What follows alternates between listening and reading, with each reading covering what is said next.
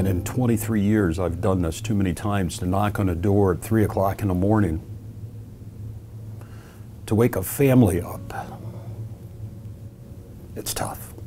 In 1989, my family moved from Trinidad and Tobago right here to Fort Wayne to live in this home right behind me, because my father was a pastor of a church right across the parking lot. And within the first 2 weeks or so, I saw my first homicide. There was a young black man who was killed right on the front porch of this house, and I looked out of this window that is now boarded up, and I watched him take his last breath. Well, a few years later, my parents were divorced, and my mom and I ended up at this house right behind me.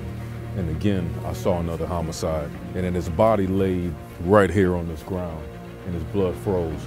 I realized that he was a young black man. Also, I realized that I was a young black man, and it hit me. That could have been me.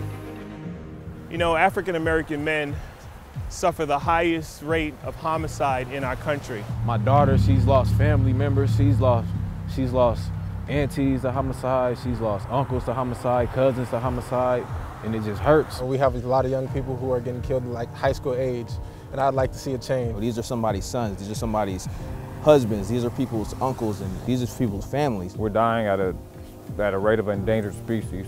And in the past 10 years, I've been to almost 30 funerals of young men who look like me. His name was Deshaun. Not too long ago, he was murdered. You could be playing ball with your friends on Monday, and you could be planning a funeral by Friday. We see young children, young boys especially, who are without mentors, without leadership, without a moral compass. And that is the impact that the issue of homicide has on our community. The loss of stability amongst the family, the loss of leadership within the communities will only lead to a spiral effect that can only negatively impact not only the black community, but our community as a whole. And if we can just stop one homicide to where we don't have to look in the eyes of a mother and tell her she's lost a child, it will be worth it. One block at a time, we can solve and reduce the number of homicides. Try not to turn a blind eye to this. We can't act like just because it's not affecting us, that is something we don't have to deal with. And when you have homicides, you have a fear factor, and that fear should not exist. It's just something that we need to address as a community. This is an issue and an epidemic that the entire community has to come together to solve. It's something that we all have to come together and provide possibilities. Romans 12:14 through 18. Bless those who persecute you.